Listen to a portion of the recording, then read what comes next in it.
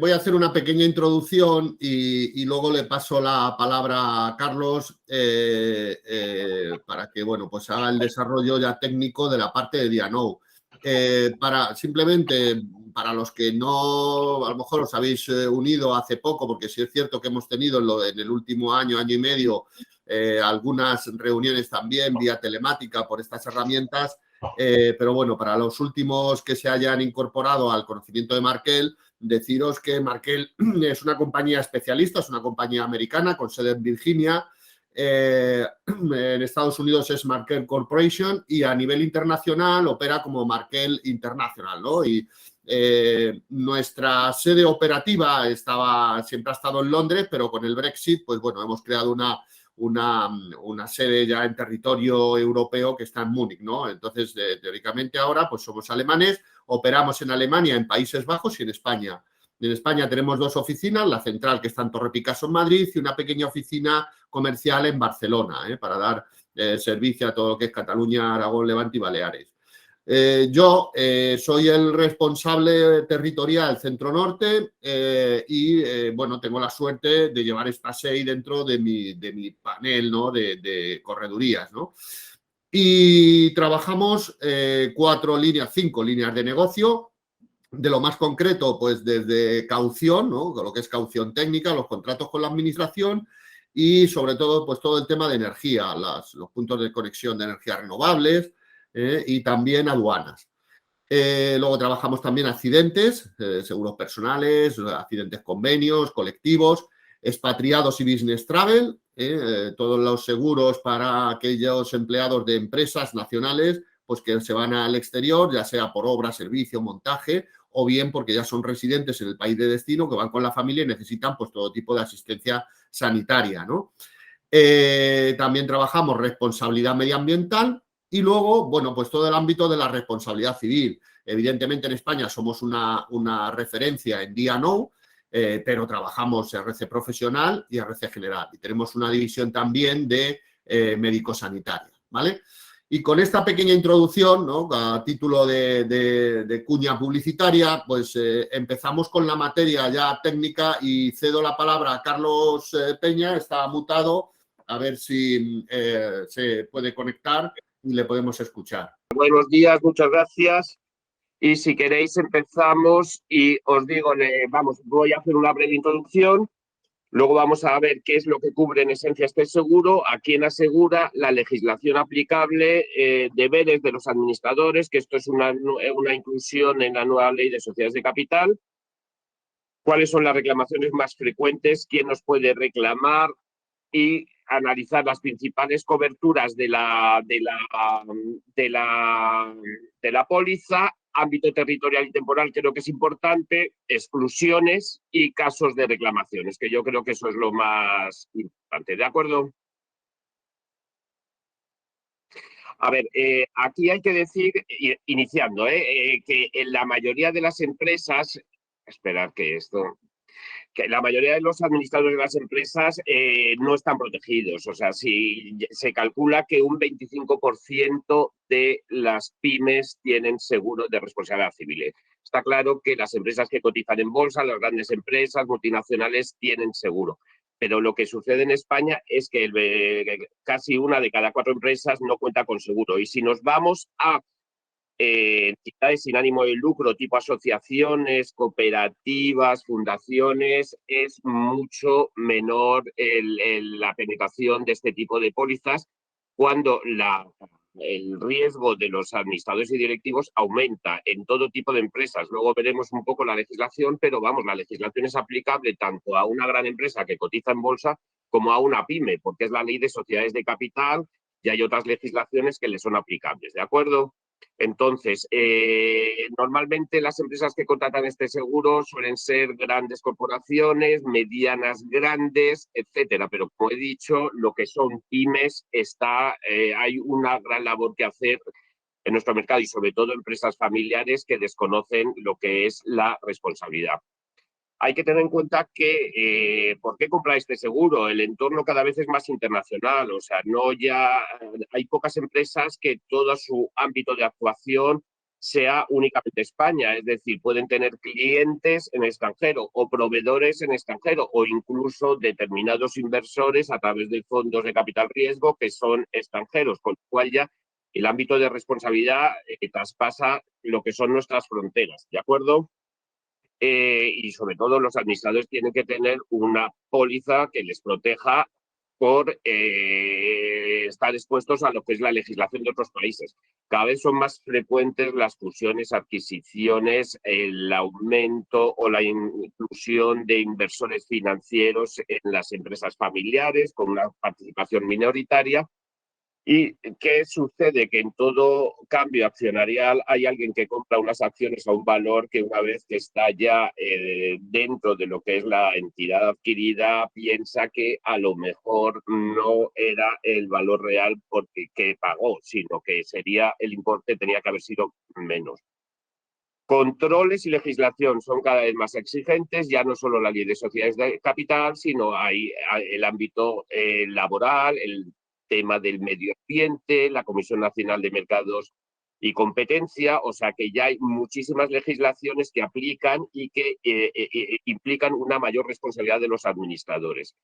También es cierto, y todos lo estáis viendo, tanto en todas las responsabilidades civiles, que la mentalidad española ha cambiado y cada vez somos más reclamantes. O sea, no estamos llegando al nivel de otros países como puede ser Estados Unidos o Australia, pero sí que el mundo de las reclamaciones por responsabilidad civil ha aumentado considerablemente, no solo en en administradores y directivos, sino en RC profesional, en RC general, en patronal, etcétera.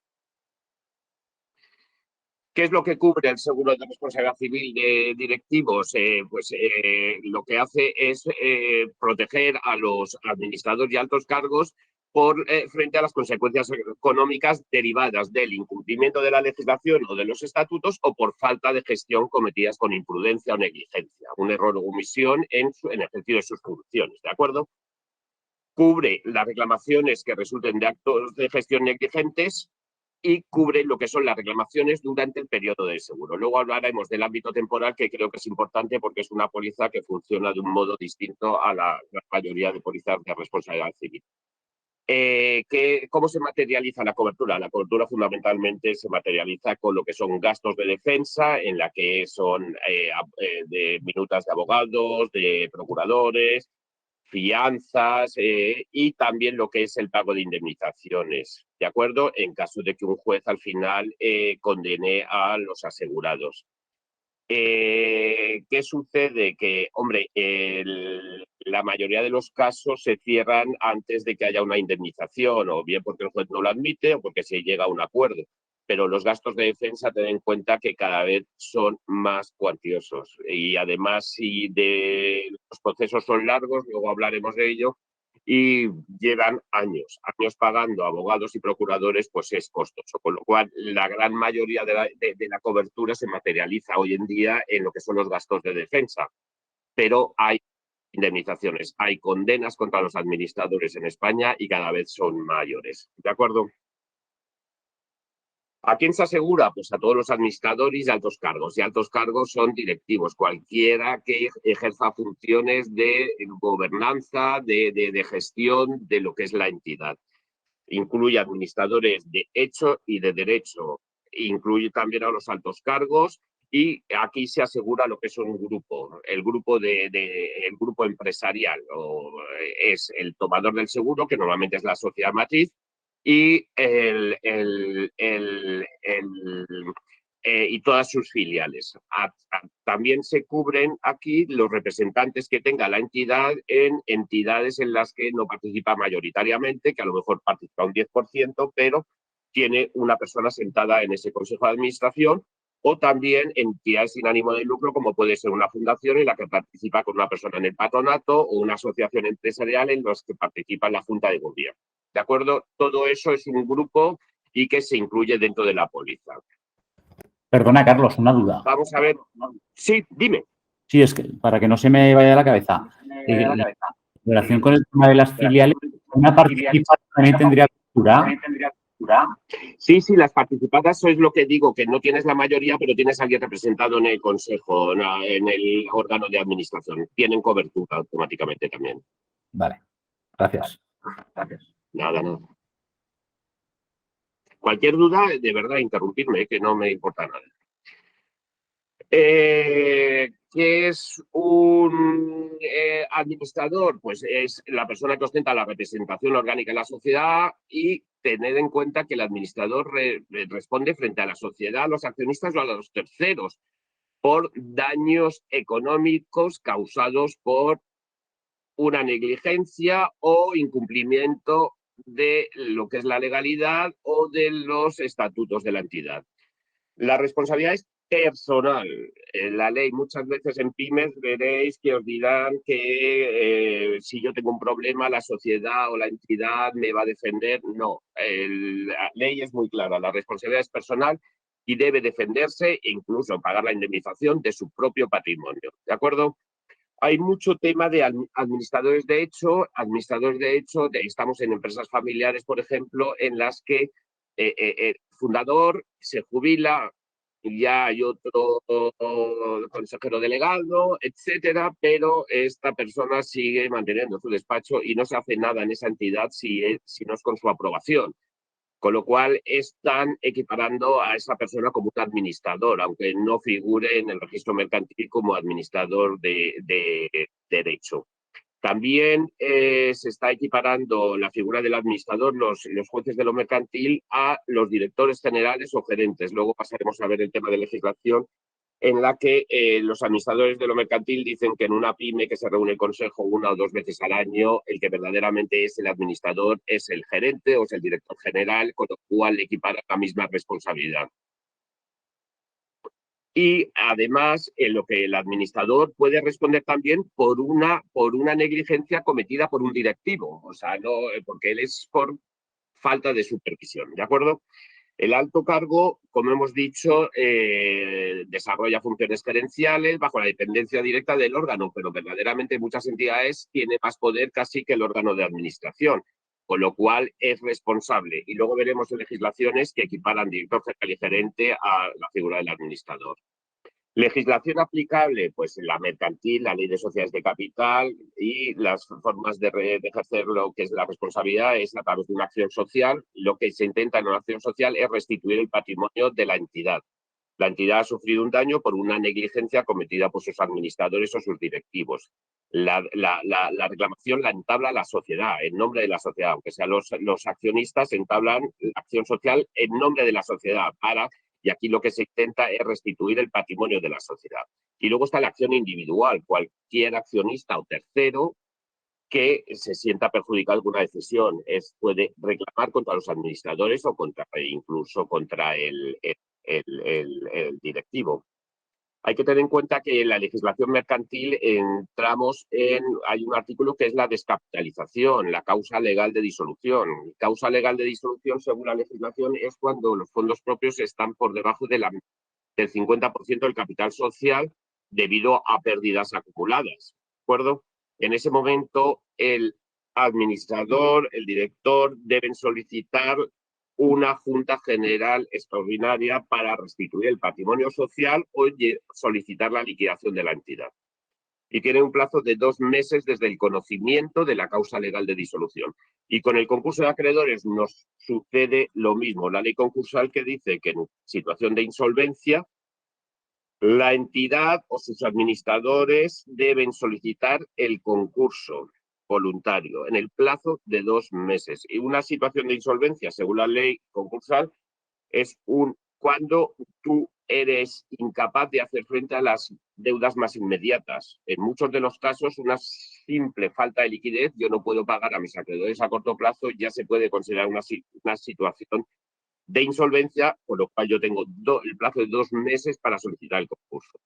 Hay que decir que en estos 2 casos, descapitalización y concurso de acreedores, si yo no cumplo los plazos de 2 meses, por una parte, el concurso de acreedores ya se presume culpable, o sea que hay culpabilidad, y en descapitalización es lo mismo. ¿Y qué sucede? Que los administradores o el director general puede ser condenado a pagar o el déficit patrimonial que haya en un concurso o las deudas de la compañía generadas desde ese momento. ¿De acuerdo? O sea que hay que tener cuidado y cumplir con los plazos. Lo que sucede es que muchas veces hay una situación de insolvencia que puede ser una falta de liquidez pasajera. Yo intento sacar la empresa adelante, pero si no cumplo con los 2 meses, estoy metiéndome, cruzando una frontera en la que me pueden imputar responsabilidad y al final hacerme pagar todas las deudas de la compañía. Penal, se incluyó en el Código Penal una serie de delitos societarios que van desde la falsificación de la contabilidad, pero también hay otros delitos societarios en los que, por ejemplo, es actuaciones en contra de los intereses de las minorías, no proporcionar información a los accionistas, etcétera. O sea que la responsabilidad de los administradores en esas situaciones aumenta. El tema laboral estamos viendo cada vez es mayor, estamos viendo la legislación en temas de discriminación, acoso, etcétera, y estamos viendo ahora el tema de igualdad entre hombres y mujeres, la brecha salarial, etcétera. O sea que cada vez los administradores están más expuestos a sufrir reclamaciones. Y luego está el tema administrativo, puede ser la agencia tributaria, puede ser la Comisión Nacional de Mercados y Competencia, que son muy activas. Y son muy activas y no en grandes empresas. Hemos visto que hay investigaciones contra distribuidores de petróleo, gasolineras, transportistas, cementeros, constructoras, cosa que cada vez es más beligerante. Empresas de transporte, el tema es complicado y cada vez están realizando más investigaciones y en las que, inician una investigación, pero ya estas personas, los administradores o directivos, comparecen en esas investigaciones ya con un asesoramiento legal, que es importantísimo de cara a eximir su responsabilidad. La ley de capital incluyó una serie de deberes de los administradores y el principal es el deber de diligencia, pero como todo y como la ley indicaba, la ley de sociedades de capital, deben ejercer su cargo con la diligencia de un ordenado empresario. Pues eso al final, no significa nada. ¿Quién decide lo que es un ordenado empresario? Lo que sí que es importante es la parte segunda, informarse diligentemente de la marcha de la sociedad. ¿Qué sucede? Mirad los grandes escándalos, reclamaciones que ha habido en el pasado, que han salido en prensa, tipo, pues yo qué sé, Banesto, Bankia, etcétera, de un consejo de administración de 15 personas, a lo mejor solo están imputados 2. ¿Por qué? Porque el resto decía que no lo sabía, que ellos no están informados, etcétera. Con este artículo, con este deber que nos impone la legislación, debo informarme diligentemente. Yo debo pedir toda la información que crea conveniente. Ya no me sirve yo no sabía y no me informaron, sino que es mi obligación informarme de esto. ¿De acuerdo? Luego, deber de lealtad, obviamente, todo lo que yo haga tiene que ser para buscar el interés de la sociedad y debo cumplir con la legislación y los estatutos de la entidad. Prohibición de usar el nombre de la sociedad y su condición de administrador en beneficio propio. Prohibición de aprovecharse de oportunidades de negocio, es decir, si hay una decisión de contratar con un proveedor y yo tengo un familiar que puede encajar en los requisitos, yo debo decir que hay un conflicto de intereses y yo debo abstenerme y no participar en la decisión, ¿de acuerdo? Prohibición de competencia, obviamente, sería competencia desleal. Conflicto de intereses, lo que hemos dicho, si hay un conflicto de interés en una decisión, yo debo ponerlo de manifiesto y debo abstenerme en la decisión o en la toma de decisión que origine. Y deber de secreto incluso después de dejar el cargo. ¿De acuerdo? Es una serie de deberes que vienen a aumentar lo que es la responsabilidad y el escrutinio de la gestión de los administradores y directivos. El tema de descapitalización, lo que os he dicho, en el momento que esté en la causa legal de disolución, tengo que cumplir con unos plazos que son muy cortos, que son de 2 meses. En el concurso de acreedores, exactamente igual. En cuanto a la deuda tributaria, deuda de la seguridad social, muchas veces imputan la responsabilidad a los administradores en casos de disolución o liquidación de la entidad. Hay muchísimos siniestros en los que una vez una empresa se ha liquidado, Hacienda, Seguridad Social reclaman contra los administradores de la entidad. Reclamaciones más frecuentes, pues descapitalización, o sea, no cumplir con los plazos. Hubo un caso, una filial de Ferrovial, por ejemplo, en los casos que digo nombres es que han salido en prensa, que era una empresa constructora para un determinado proyecto. ¿Qué sucedió? Que eso, una vez construido el proyecto, tenía que explotar un complejo deportivo.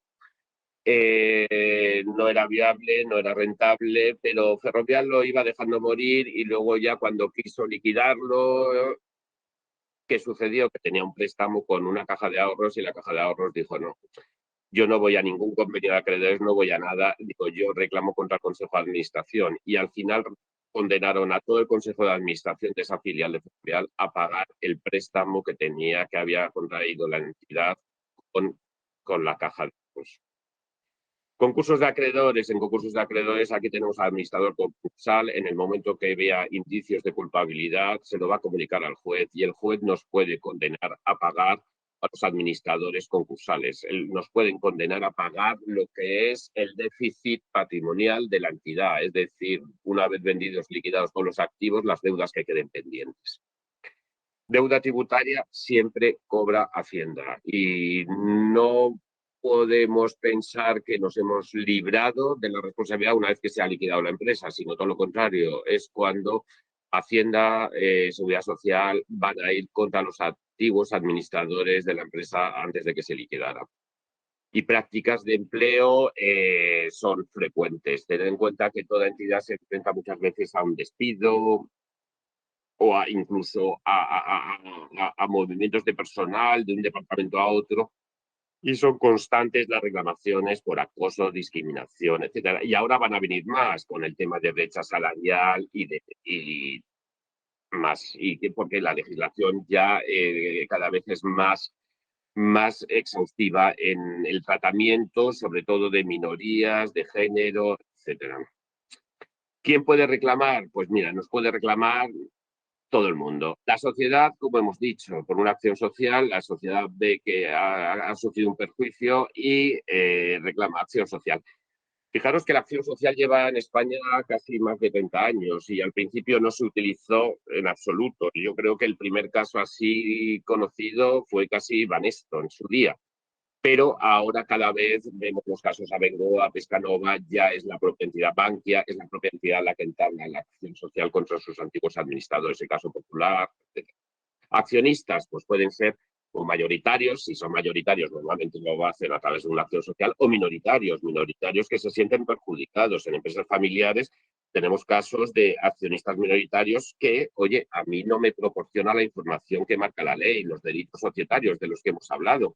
O otras muchas, como por ejemplo que en empresas familiares habitual, en primeras generaciones nadie se enfrenta, pero según van pasando generaciones ya es distinto. O sea, yo tengo unas acciones de una empresa familiar en las que por ciertos protocolos yo lo tengo que solo se las puedo vender o a la entidad o al resto de accionistas, pero el valor de las acciones lo marca la propia entidad. Muchas veces, mira, un caso que hubo en España que fue bastante conocido fue en el Corte Inglés. Un sobrino del señor Areces quería vender las acciones. El protocolo familiar, el Corte Inglés marcó el valor de las acciones y él reclamó y ganó, no sé si en el Tribunal Supremo, diciendo que tenía razón y que el valor de las acciones era mucho mayor del que le habían dicho.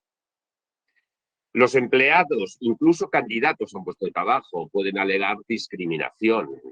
No sé si os acordáis que hace tiempo salió en prensa que una cadena de supermercados, no sé cómo, tiraron cierta documentación a la basura, salió, alguien lo cogió y veían unos comentarios sobre los candidatos a los que habían hecho entrevistas totalmente discriminatorios, como este es un gordo, este es un moro, así, ahí nos pueden reclamar continuamente, incluso los potenciales trabajadores. Y, bueno, por supuesto, en el momento que hay reducciones de plantilla, despidos, su movimiento, eso es habitual.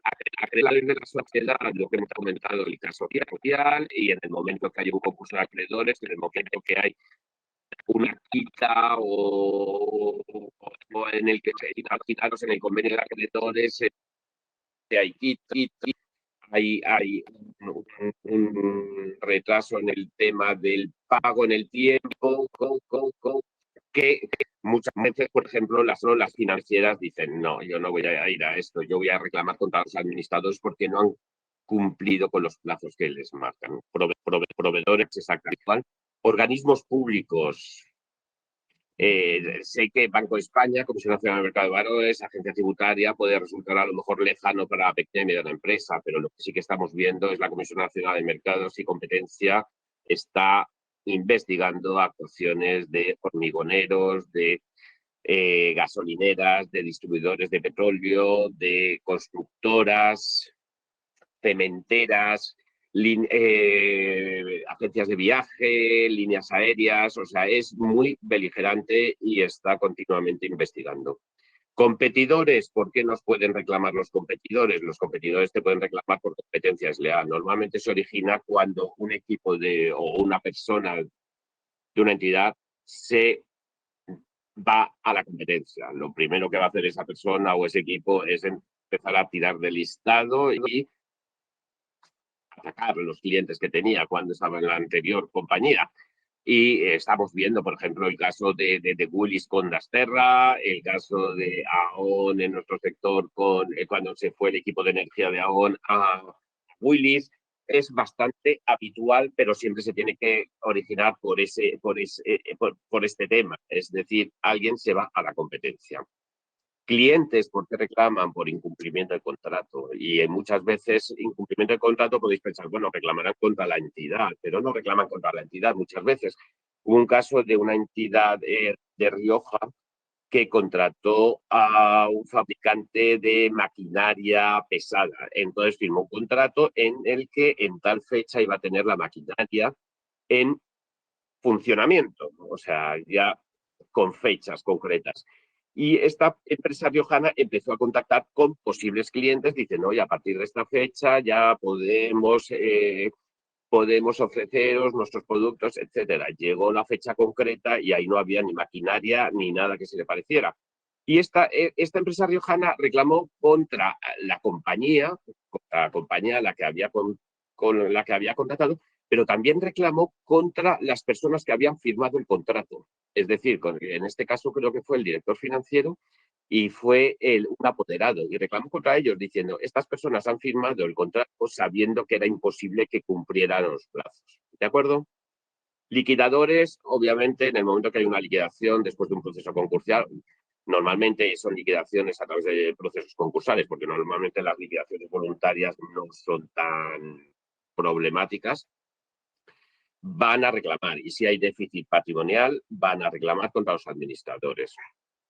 Y, por supuesto, cualquier tercero que pueda verse perjudicado económicamente por la actuación de los administradores. Tened en cuenta que muchas de las reclamaciones son infundadas, pero sí que originan para el asegurado unos gastos de defensa que pueden ser coerciosos.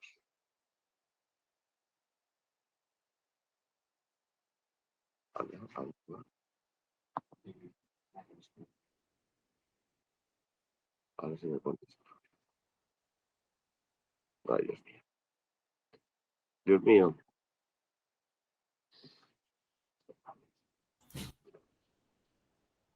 Perdona, el tema tecnológico.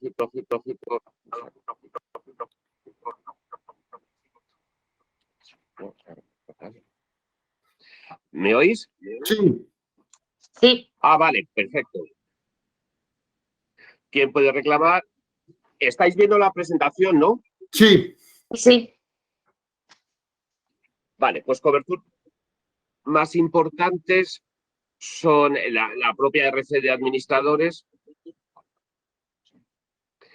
La propia RC de administradores, o sea, los gastos de defensa y la indemnización. Tener en cuenta que hay adelanto de gastos de defensa y libre suele haber normalmente. ¿De acuerdo? Hay ciertas responsabilidades concursal, como son la propia responsabilidad concursal, la inhabilitación en caso que nos condenen finalmente y los gastos de constitución del aval concursal, la constitución de fianzas civiles, la responsabilidad subsidiaria, tributaria y de la seguridad social, prácticas de empleo Y veréis la póliza, las pólizas tienen muchísimas coberturas. Hay unas coberturas para la entidad que pueden ser desde prácticas de empleo, es decir, que si reclaman no solo a los administrados, sino a la entidad, también estaría cubierto. El tema de operaciones de valores, operaciones con las acciones de la propia entidad, el tema de protección de datos, las sanciones que nos puedan imponer, etcétera. Y en cuanto a ámbito, os había avanzado, el ámbito temporal es importante entenderlo en estas pólizas. Es una póliza en base a reclamación, es decir, siempre que la reclamación sea durante el periodo de vigencia, va a estar cubierto, ¿de acuerdo? Con independencia de cuándo se produjo el acto negligente o el acto dañoso. ¿Por qué son así estas pólizas? Estas pólizas son así porque normalmente nosotros tomamos una decisión y lleva un periodo de incubación la reclamación. O sea, yo no he visto casos en los que una decisión que tomemos a los 2 meses genera una reclamación, sino que lo que se reclama normalmente es una gestión continuada en el tiempo. Con lo cual lleva un periodo de incubación que a lo mejor pueden ser de 2 o 3 años. Entonces, por eso lo lógico, esta póliza es en base a reclamación, siempre que la reclamación sea en el periodo de vigencia va a estar cubierto, con independencia de cuando se produjo el acto dañoso, es decir, retroactividad ilimitada. Y el ámbito territorial, normalmente estas pólizas son todo el mundo excepto USA y Canadá, pero si hay determinado riesgo en Estados Unidos o Canadá, pues hay una serie hay una cobertura que incluye las exclusiones típicas que tienen las pólizas de responsabilidad civil de administradores en USA. Lo que sí que os digo es que procurad que el ámbito temporal abarque todos los países con los que interacciona, no solo ya tener filiales o oficina comercial, sino que incluso si tiene un cliente, un proveedor en esos países, pues que lo incluya. Exclusiones más habituales. Aquí es una póliza todo riesgo, es decir, todo lo que no está excluido está cubierto. Entonces hay unas exclusiones que son por temas legales, como puede ser mala fe o dolo, ¿de acuerdo? Actuaciones criminales no podemos cubrir. Lo que sí que es cierto es que en actuaciones criminales o en mala fe o dolo, lo que sí que es anticipamos gastos de defensa hasta que haya una sentencia, ¿de acuerdo? Porque no podemos prejuzgar a nuestros asegurados. Luego hay, por motivos legales, circunstancias conocidas o litigios anteriores, iría contra la propia buena fe que debe imperar el contrato de seguro. Y luego hay otro tipo de exclusiones en las que hay otras pólizas que lo cubren, que cubren estas responsabilidades. Daños personales, daños materiales, responsabilidad civil profesional. Hay unas pólizas que cubren eso. Tener en cuenta que si no estuviera esta exclusión, la entidad no tendría que contratar ninguna otra póliza de seguros. Es decir, se quema la fábrica, no tengo seguro, la culpa es de los administradores por negligentes. Entonces, terminaríamos cubriendo absolutamente todo. Sería una póliza paraguas para el resto de pólizas del mercado si existieran. Y si no existen, seríamos la cobertura que tenemos. Casos de reclamaciones, he puesto aquí como 4 casos, ¿de acuerdo? Pero vamos, he ido a lo largo de la presentación dando algunos casos. A ver, estas prácticas de empleo, se despide a un empleado por motivos disciplinarios. El empleado presenta reclamación contra el gerente y consejo de administración por acoso móvil, alegando que discriminación racial, era de nacionalidad marroquí esta persona, pero le despidieron por temas de conducta disciplinarios. Pero en el momento que se despide a esta persona, pues alega este tipo de actuaciones, que son muy sensibles de cara a los jueces y de cara a todo. Discriminación de accionistas minoritarios, no proporcionar la información requerida y sobre todo en empresas familiares. Hay empresas familiares que tienen en cuenta. Mira, por ejemplo, tuvimos un caso en Guipúzcoa en la que empresa familiar todo el mundo piensa que todo es maravilloso y no hay reclamaciones. Pero ten en cuenta que una empresa familiar, en este caso, el de Guipúzcoa, era un matrimonio de un hijo. Todo va bien hasta que el hijo fallece en un accidente. La viuda pasa a ostentar la participación que tenía el hijo fallecido. ¿Qué sucede? Que esta persona empezó a presentar reclamaciones contra el patrimonio, que eran los administradores en ese momento, porque no le proporcionaban la información, porque estaban inflando los gastos para no dar beneficio y no dar dividendos, porque valoraban las acciones de la empresa de una manera totalmente muy inferior a lo que era el valor de las acciones. ¿De acuerdo? Los accionistas minoritarios de empresas familiares son bastante habituales.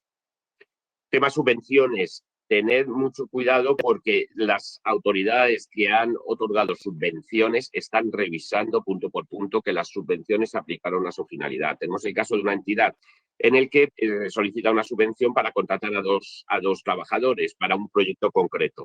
¿Qué sucede? Que por temas de tiempo o por mala fe ni nada se contrata a uno y el otro no se contrató en ese mismo año. Entonces la autoridad local lo que hizo fue una revisión y dijo, no se han contratado las personas para las que se solicitó esta subvención y por favor reintegre el total de la subvención, no la mitad, sino el total, diciendo... Entonces, ¿qué sucedió? Que hubo una acción legal de los accionistas contra el gerente de la entidad, era una entidad pequeña, pero diciendo, alegando, oye, tu negligencia nos ha causado un perjuicio grave a la entidad. ¿De acuerdo? Inversiones o adquisición de activos. Muchas veces se acometen inversiones en las que aprueba por junta un presupuesto. Y este era de instalaciones deportivas, ¿de acuerdo? Entonces, al final, lo que era el proyecto casi costó el doble de lo que estaba presupuestado. Llegó un momento que la entidad o solicitaba el concurso o había una ampliación de capital. Pues hubo una ampliación de capital, pero los accionistas reclamaron precisamente contra el Consejo de Administración de la entidad porque se habían extralimitado y eran unas inversiones desorbitadas de lo que inicialmente había aprobado la Junta General. Y con esto he sacado, yo creo, o sea, estoy ahora a vuestra disposición para... Muy bien. La pregunta en concreta es una reflexión con el tema pandemia y COVID-19, ¿vale?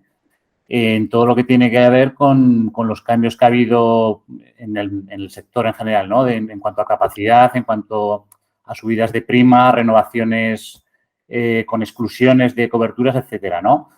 Una pregunta es, estas derivadas de la pandemia en Markel sí han afectado, ¿no? En todos estos parámetros de endurecimiento general de condiciones en el mercado. Eso por un lado. Y por otro lado, reclamaciones de trabajadores y accionistas por contagios y por este tipo de cosas relacionadas con la pandemia. ¿Habéis empezado a recibir alguna de clientes nacionales? Porque en Estados Unidos sí que sé que está habiendo ya reclamaciones de trabajadores y sobre todo de trabajadores y de accionistas contra el órgano de gobierno de las compañías. Había dos en la pregunta que ha hecho Eduardo, Sí. Carlos.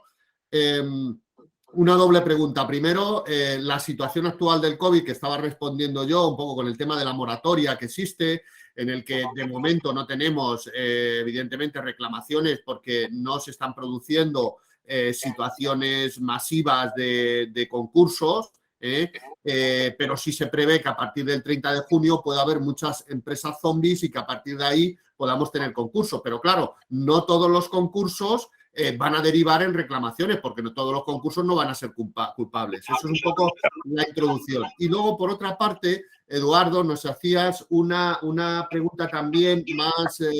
¿En qué ámbito era? O sea, que nos, para ponérselo a Carlos. El punto de vista vuestro del endurecimiento del mercado a consecuencia de la pandemia en cuanto a la capacidad de suscripción, renovaciones, exclusiones nuevas que se hayan metido en los contratos, etcétera.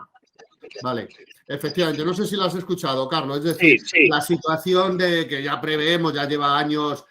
bueno, de endurecimiento del mercado, de las determinadas empresas también, que es de aseguradoras que se han metido también en determinados sectores y que a partir de ahí pues ha habido pues un alza de siniestralidad. También es cierto que, bueno, nosotros Markel siempre hemos tenido una política pues muy homogénea, muy estable de suscripción y no nos hemos metido, pues, por ejemplo, en el sector público, en el ámbito de la promoción, construcción, pues hemos sido bastante cautelosos, pues en el sector, pues también tampoco partidos políticos o determinados tipos de entidades no nos hemos metido. Pero bueno, para ampliar esto, Carlos, yo te cedo la palabra. Vale, yo lo que quería decir es que muchas de las compañías aseguradoras que están aumentando las restricciones o incluso no renovando ciertas pólizas vienen de una situación anterior al COVID.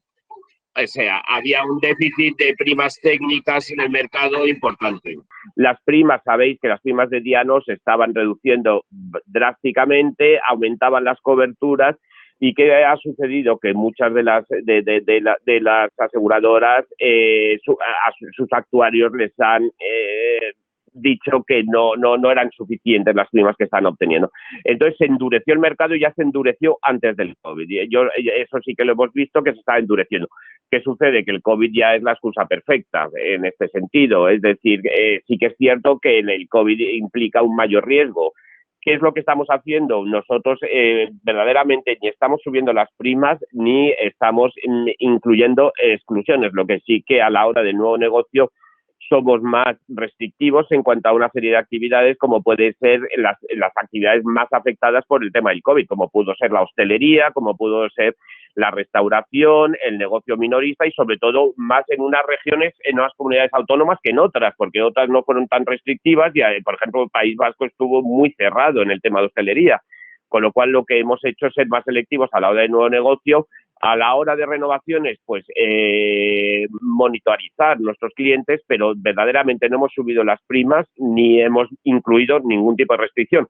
Lo que sí que os digo es una cosa, las primas que estamos utilizando son muy, muy baratas, las que está utilizando Markel. Y estamos viendo que son primas que no se han tocado desde hace más de 5 años, cuando el mercado, sabéis cómo ha ido en sentido completamente contrario. Queremos actualizarlas de una manera mínima, es decir, a lo mejor un 5%, pero bueno, es algo que estamos viendo, decidiendo, todavía no hay nada concreto, pero sí que es cierto y se puede ver perfectamente que nuestras primas son bastante, demasiado competitivas hasta cierto punto. La siniestralidad nos acompaña, pero lo que no podemos es no actualizar las primas de manera moderada. Perfectamente. Vale. Gracias a los dos. Nada, gracias a ti. ¿Alguna pregunta más? Aprovechad porque, bueno, además de Carlos, veis que en la imagen también está Eloy Reguero, que es nuestro suscriptor senior de Diano. Así que, y más motivo... El responsable de Diano de PYME, de Mercado Medio. Muy bien, pues ya digo que es una oportunidad única de poder, todo aquello que se os ocurra, de poder plasmarlo y de poder solventarlo ahora. Yo sí tengo un par de preguntas. ¿Son diferentes empresas filiales a empresas participadas o incluso empresas hermanas? Porque en una filial lo que se asegura básicamente es la participación de nuestro consejero o de la representación que tengamos en esa empresa. Porque, si no me equivoco, esa empresa no se está asegurando. Estamos asegurando en una filial solo la participación de nuestros representantes. Bueno, un poco aclarar eso en términos, porque no es lo que decía. Una filial, una participada, ¿no? Una cosa es una participada de la que tenemos un 10% y un asiento en el consejo o ni siquiera eso, y otra es una filial que nos pertenece en un 80, 90 o 100%, que puede estar en España o puede estar en Latinoamérica o en cualquier sitio. Esa sería la primera pregunta. Respondo. Las filiales están todos los administradores y directivos cubiertos por la póliza. Vale. ¿De acuerdo? Y participadas únicamente aquellas personas representantes del tomador o de sus filiales en los órganos de administración de las participadas. Vale. Y entiendo que las filiales hay que sumar la facturación o los criterios con los que estemos. Vale, perfecto. Sí. Muchas veces os pedimos la facturación consolidada, porque muchas veces hay veces que el tomador es un simple tenedor de acciones que es que no tiene ingresos de ningún tipo, o sea, únicamente los dividendos que le pueden dar las filiales. Entonces, pedimos la información financiera consolidada. Vale. Y luego otra pregunta, y es, tenemos coberturas, hay un amplio, en Diano se han ido, como decíais antes, se han ido engordando. Se ha ido engordando el panel de cobertura y hay algunas que suscitan dudas, ¿no? Tenemos coberturas tenemos coberturas, por ejemplo, de temas de protección de datos y coberturas similares que, en teoría, son parte, o normalmente están cubiertas por otro tipo de productos. Lo que quiero saber es cómo aplican realmente ese tipo de de coberturas en esta póliza. Porque si la empresa tiene una reclamación básicamente por un tema de protección de datos, pues bueno, no lo sé, me preguntan, ¿no? Ven, protección de datos, cubierto, 100.000 euros. Dice, otra, pues aquí está cubierto, ¿no? ¿Para qué voy a tener otra póliza? Y como Hombre, eso en otras garantías, y como eso en otras garantías similares. Está sublimitado, son coberturas sublimitadas. Hombre, tienen cierto importe, pero están sublimitadas, igual que hay determinadas coberturas para contaminación, ¿de acuerdo? Y hay homicidio empresarial, igual, o sea, que hay una serie de coberturas, pero ¿cuál es el beneficio de estas coberturas? En muchas de ellas es que la póliza de RC general, la defensa la pone el asegurado. En este caso, tú puedes elegir tu abogado. Por ejemplo, homicidio empresarial, por ejemplo, temas de contaminación accidental. Entonces, muchos asegurados prefieren hacer uso inicial de esta cobertura y luego, por supuesto, comunicarlo a su póliza de contaminación, a su póliza de RC general o a su póliza de protección de datos mismamente. Entonces, si tiene una... Yo es que tenía mi seria duda de que aplicara exactamente igual. Es decir, oye, tenemos una inspección o alguien nos reclama y nos ponen una multa, no sé, da igual, ¿no? O hay un proceso porque nos reclaman en tema de protección de datos. La cobertura es, además lo pone, ¿no? Que la cobertura es para la sociedad, además lo indica. Pero no sé si hay algún tipo de requisito de que hubiera algún administrador o directivo codemandado o... Hombre, normalmente es por una decisión de los administradores si hay una brecha en lo que es la protección de datos, pero ten en cuenta que todas esas coberturas que se solapan con otro tipo de pólizas, casi todas son gastos de defensa, no indemnización. Entonces, la recomendación es que los asegurados contraten esas otras pólizas, porque a nivel de indemnización nosotros no vamos a participar. Vamos a participar en lo que son gastos de defensa, en lo que es la sanción, pero lo que son indemnizaciones que puedan dar lugar por estos temas no van a estar cubiertos. Pues muchísimas gracias. Nada. Esto trae a colación una pregunta de las que te iba a hacer yo, y es siempre el cliente lo que pregunta es ¿cuándo entra en vigor esta póliza? Si ellos disponen de una póliza, por ejemplo, de responsabilidad civil profesional o la general con su patronal y demás, se ocurre un siniestro, digamos este que ha comentado Juan, de una protección de datos, o bien de un fallecimiento de un trabajador que va por patronal, la sociedad como tal tiene una defensa penal en gastos.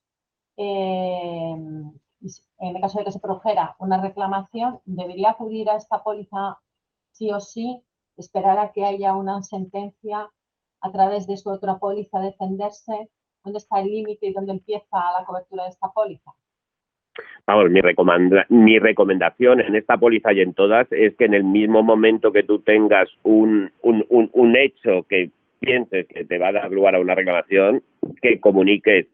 Si hay dos pólizas que pueden estar afectadas, a las dos pólizas. Luego ya es un tema de los aseguradores, pero yo como asegurado lo primero es comunicárselo a mis aseguradores. O sea, yo creo fundamental. Luego ya que entre uno, que entre otro, mirad, en temas de contaminación, por ejemplo, hemos tenido casos en los que, oye, ahí tuvimos un caso en Galicia que era que de repente en un pantano aparecen peces muertos. Entonces echan la culpa a una factoría que había ahí del grupo Villarmir. Esto salió en prensa, ¿eh?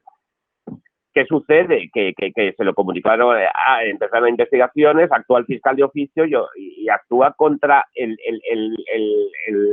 responsable del operador que ha contaminado, que en este caso era una planta de, no sé, de Ferroatlántica o algo así.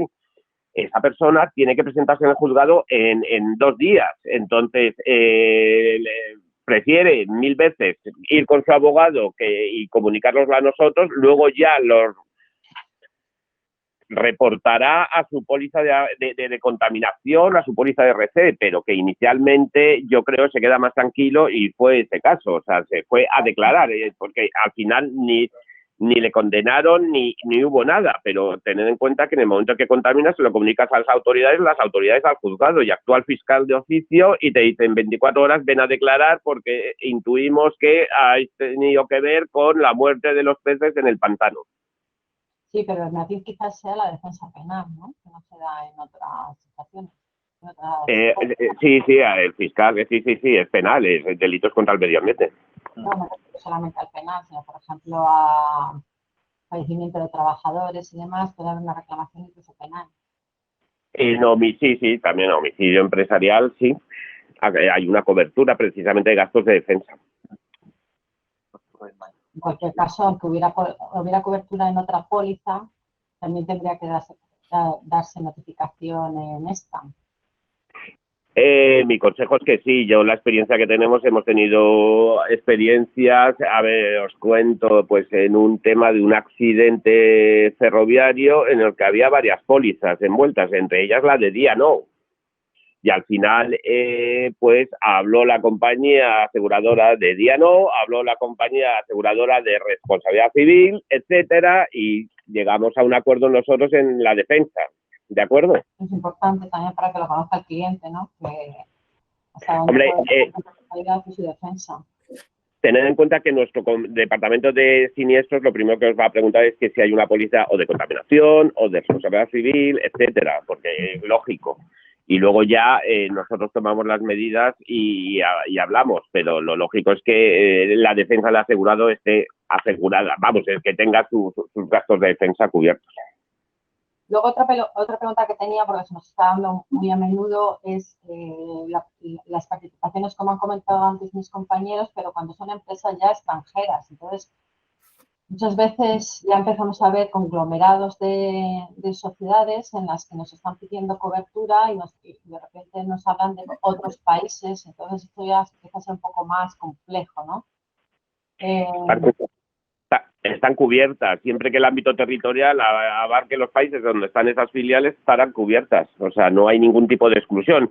La exclusión sería el ámbito territorial. Si tú dices solo España, pues obviamente las filiales fuera de España no van a estar. Pero si tú dices todo el mundo excepto USA y Canadá y tienes una filial en Francia, va a estar cubierta. Por efecto, nuestra póliza ya incorpora ese ámbito. Todo el mundo excepto Estados Unidos y Canadá. Y una de las condiciones que deben de darse es que la empresa tomadora del seguro sea una sociedad española, de la cual cuelguen o dependen el resto del grupo de sociedades. O sea que al final un poco definido por eso.